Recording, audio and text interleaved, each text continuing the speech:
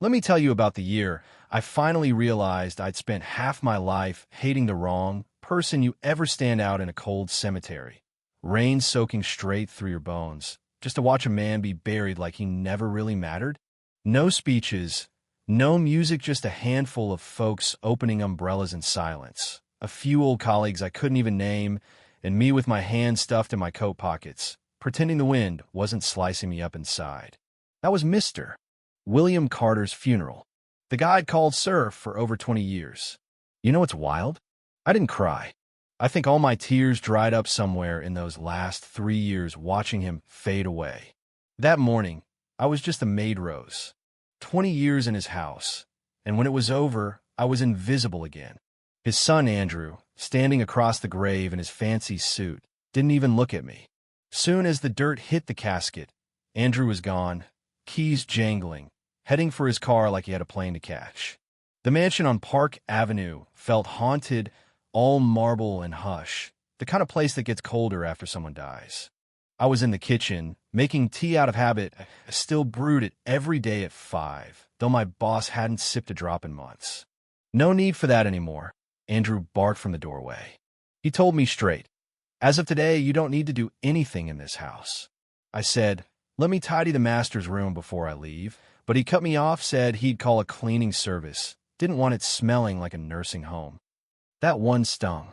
I retreated to my tiny room behind the kitchen, packed up what little I Oneida scarf William knit me, a photo album no one else had seen. Andrew was already on the phone, making arrangements to have the place scrubbed so spotless you'd never know I existed. Yeah, that happened. I left out the back door at dusk, dragging my suitcase through the drizzle. Andrew tossed the keys to the stone steps behind me. "Keep them just in case you forget. This house isn't a nursing home." I didn't bother arguing. I left the keys on the windowsill, walked out into the street, and kept going. Let me back up a sec because this story isn't just about a funeral or a bitter son. At the boarding house in Jackson Heights, Martha, the landlady, welcomed me with soup and a worried look. She's the only person who ever called me Miss Rose. That night, in that tiny room with a window facing a brick wall, I finally let the quiet in. But I couldn't sleep. Me mind kept wandering to Andrew, alone in that big house, probably telling himself I was nothing but a gold digger waiting for an inheritance that never came. People think maids are invisible, but sometimes we're just a ghost you can't shake.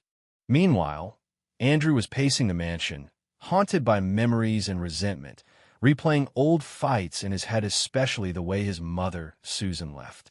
She'd always said, "He betrayed me for that maid." That phrase, it hung over Andrew's whole life. He was a kid when their family cracked.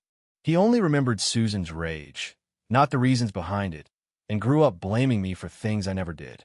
As for me, I just kept my head down, tried to love the family even when they couldn't stand the sight of me. Twist came when Andrew found an old photo I'd stashed away, William and Susan, smiling on a beach in '86, friends forever written on the back. It shook him. He stormed down to the boarding house, tossed a photo at my feet, hissed, "Explain this. Was it all just a setup? You stayed for the money, right?" I handed him a little envelope, told him, "If there's any humanity in you, go see the person you need to see." He snatched it and stormed out, but I saw his hands tremble. "You want another layer?" Here's the real twist. Susan, the mother, was living under a different name in Williamsburg. When Andrew finally faced her, the truth unraveled. She admitted she'd left because she was exhausted counting when William back, especially not with the way he looked at me, though she knew I'd never crossed that line. "When people fail, they need someone to blame," she said. She was right, but the words didn't make it hurt any less. Back at the mansion, Andrew went through every drawer, every dusty corner, finding pieces of his childhood he'd tried to erase. He found a draft of his father's will unsigned, but real enough, saying he wished Rose could always have a place there. The shame, the regret, it finally caught up with him. Emily, his only real friend, told him straight, "If you want to make things right, start with the people like her." She handed him a list: elderly housekeepers, no pensions, no family. Something clicked for Andrew. For the first time, he wanted to help.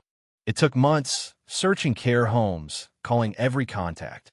When he finally found me, frail, silent, staring out a nursing home window, was a wreck.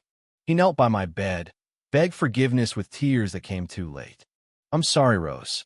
I lived blind for so long." I squeezed his hand. Didn't have words.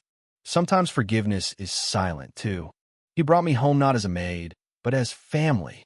Emily came by, saw Andrew slicing fruit in the kitchen, me by the window with a book, and just grinned, while the Carter Mansion finally feels like a home. We launched a fund, Together Eternal, Rose, for women like me who'd spent their lives in the shadows. Andrew stood on stage, owning up to his mistakes, voice shaking as he said, "Sometimes we only grow up after losing what matters most." Reporters came, families sent letters, and old housekeepers showed up in tears, finally seen for the first time. Not long after, Rose Walker House opened its doors, the first home of its kind. Andrew gave a speech about invisible people being the backbone of the city, brought me on stage. In that moment, years of silence turned into applause. Some nights, we'd sit on the balcony, city lights twinkling, the past far behind. I gave him a letter I'd written years ago, never sent. "If one day you want to call me Mother, I'll hear it with all my heart." He choked up, managed a quiet mom. I opened my arms. So here's what I've learned. After a lifetime of cleaning up other people's messes, love doesn't shout.